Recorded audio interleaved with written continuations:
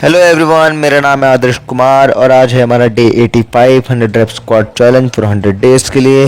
और मुझे उम्मीद है आज भी आप लोग वर्कआउट कर रहे हैं और अपने वर्कआउट स्टार्ट नहीं किया है तो अभी भी इस चैलेंज को आप ज्वाइन कर सकते हैं और एक्सेप्ट करके 100 डेज तक वर्कआउट कर सकते हैं। 100 डेज तक आपको हेल्दी खाना खाना है।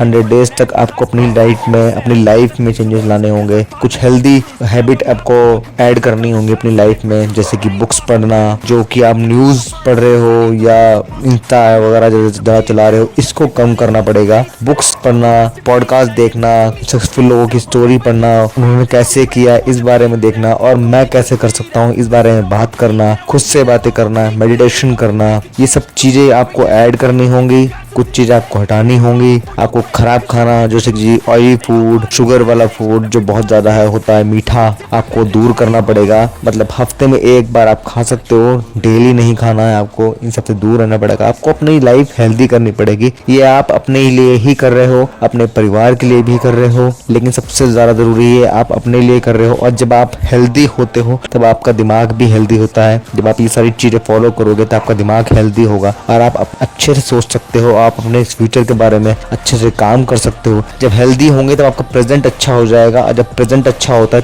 तभी आपका फ्यूचर अच्छा होगा। पास्ट को भूल जाइए, जो भी आपने गलतियां करी हैं, जो भी चीज़ें आपकी पर्सनल लाइफ, प्राइवेट लाइफ या सोशल लाइफ, जो भी जैसी चीज़ें थी उनसे सीखिए, उनसे आगे बढ़िए। अपना प्रेजेंट जितना ज़्यादा हो सके अच्छा और स्ट्रांग बनाइए। डेली उस पर काम कीजिए, डेली उसको अच्छा करने की कोशिश कीजिए और हर दिन प्रोडक्टिव रहने की कोशिश कीजिए कि मैं और कैसे इस चीज़ को बेहतर कर सकता हूँ, मैं और कैसे इसको अच्छे से कर सकता हूँ, इस बारे में बात कीजिए हमेशा। जो सक्सेसफुल लोग होते हैं वो इसी बारे में बात करते हैं, वो डिसिप्लिन के बारे में बात करते हैं, वो कंसिस्टेंट होते हैं अपने लाइफ को लेकर। कोई भी चीज़ को एक बार कर नहीं छोड़ते, वो हमेशा करते रहते हैं। चीज़ जब उसमें काम नहीं बन रहा होता है तब उस चीज़ में थोड़े से बदलाव लाते हैं और उसे बहुत बेहतर बनाने की कोशिश करते हैं। और वो हमेशा अपने आप से ये बातें करते हैं कि मैं इस चीज़ को और कैसे बेहतर कर सकता हूँ, मैं इस चीज़ को और कैसे आगे बढ़ा सकता हूँ, इस चीज़ से मैं लोगों को कैसे और भला कर सकता हूँ। ये सबसे ज़्यादा ज़रूरी है कि आप पहले अपने आप को बदलें, अपनी लाइफ को बदलें, उसके बाद ही आपकी लाइफ और आपकी ज़िंदगी, आपके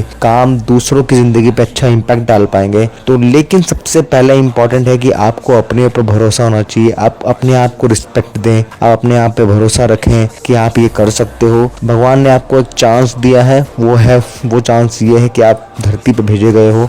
अब सारा काम आपको करना है, आपको अपने आप पर भरोसा करना है, तभी आप आगे बढ़ सकते हो। जब तक आप अपने आप पर भरोसा नहीं करोगे, अपनी ज़िंदगी खुद से संवारने के लिए या खुद बेहतर बनाने के लिए जब तक आप स्ट्रॉन्ग डिसीजंस नहीं लोगे, तब तक आपकी लाइफ चेंज नहीं होगी। तब तक भगवान भी आपका साथ नहीं देंगे, क्योंकि जो लोग खुद का साथ नहीं दे सकते उनका भगवान भी साथ नहीं देंगे, ना ही लोग साथ देंगे।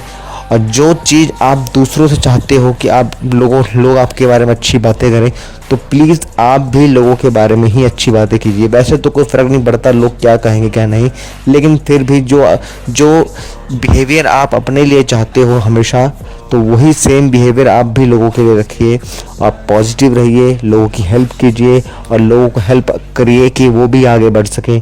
आप अपना ज्ञान बांटिए। जब आप अपना ज्ञान बांटोगे तब आपको पता लगेगा कि आपका ज्ञान बढ़ रहा है। लेकिन जब भी मैं किसी को कुछ एक्सप्लेन कर रहा होता हूँ, जैसे कि मैं आपसे अपना एक्सपीरियंस शेयर कर रहा हूँ, अपने बारे में कुछ बता रहा हूँ, जो मैंने एक्सपीरियंस किया है, जिसके बेसिस पे मैं अपनी लाइफ चेंज कर रहा हूँ, धीरे धीरे करके मेरी लाइफ में बदलाव आ रहे हैं। जो भी चीज़ें मैं आपको बता रहा हूँ, इससे मुझे भी और चीज़ें पता लग रही हैं।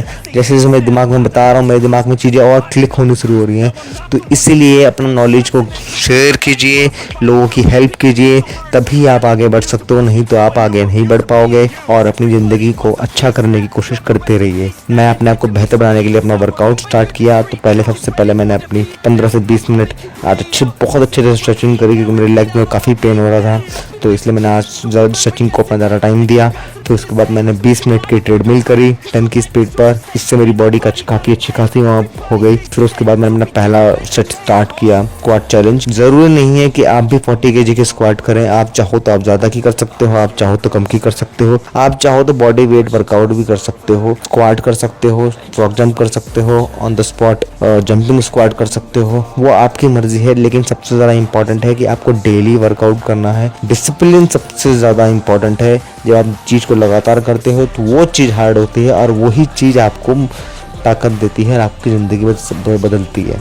तो कुछ इसी तरीके से फिर हमने चैलेंज स्टार्ट किया और धीरे धीरे करके हमने जब चैलेंज स्टार्ट किया तो मेरे पैरों में काफ़ी दर्द हो रहा था। तो 15 रेप्स के बाद ही मुझे पैरों में काफ़ी दर्द फील होने लग गया, मेरी थाइज़ में काफ़ी दर्द होने लग गया। और फिर मैंने धीरे धीरे करके चैलेंज को स्टार्ट करते रहे 2-3 रेप करके सांस लेके हम करते रहे, कोशिश करी कि ज़्यादा से ज़्यादा रेप एक बारी में खींच सकें। तो इसीलिए 50 रेप्स पहले कंप्लीट किए, फिर उसका मैंने सोचा कि थोड़े से और रेप्स कंप्लीट करते हैं कि पेन तो हो ही रहा है, पेन तो होगा ही, तो इसको थोड़ा सा और खींचते हैं आगे। तो ऐसे कर करके हमने इसको 60 रेप्स तक कंप्लीट किया। फिर मैंने सोचा कि 10 रेप्स और करते हैं और फिर इसको रोक देंगे। फिर ऐसे करके हमने 1 से 2 रेप तो 3 रेप करके हमने खींच के सांस ले लेकर खुद से बातें कर एक रैप और करके हमने 70 रैप तक कंप्लीट किया। फिर हमने रेस्ट किया, स्ट्रेच किया, पानी पिया और फिर से हमने सेकंड सेट स्टार्ट किया। 5 से 6 रैप के बाद ही मुझे पेन होने लग गया और फिर उसका मैंने सोचा कि इसको जल्दी करते हैं। तो हमने धीरे करके जल्दी करने का मतलब हम कंटिन्यूस करेंगे, रोकेंगे नहीं, लेकिन हम करते रहे। बीच में हल्का फुल्का हम रुके, लेकिन उससे कोई फ़र्क नहीं पड़ता। इम्पॉर्टेंट ये है कि इसे कंप्लीट करना है कैसे भी करके, और धीरे करके हमने इसे कंप्लीट किया। हमारा 100 रेप स्क्वाट चैलेंज कंप्लीट हुआ। आज हमारा चेस्ट का वर्कआउट है। तो पहले मैंने बेंच प्रेस करी 7 से 10 रैप, फिर उसके बाद मैंने डंबल प्रेस किए 8 से 10 रैप और दोनों के मैंने 3-3 सेट किए। फिर उसके बाद मैंने डिप्स मारी फेलियर तक की, जितने रैप लग सकते हैं उतने मैक्सिमम रैप हमने करने की कोशिश करी। फिर उसके बाद मैंने एब रोल किए 3 सेट 12 रैप। फिर उसके बाद मैंने 30 मिनट की ट्रेडमिल करी 10 की स्पीड पर, और इसी तरीके से हमारा आज का वर्कआउट कंप्लीट हुआ। मुझे उम्मीद है आपने भी सेफली वर्कआउट कंप्लीट किया होगा और अपनी हेल्दी डाइट पर फोकस किया होगा। Thank you so much.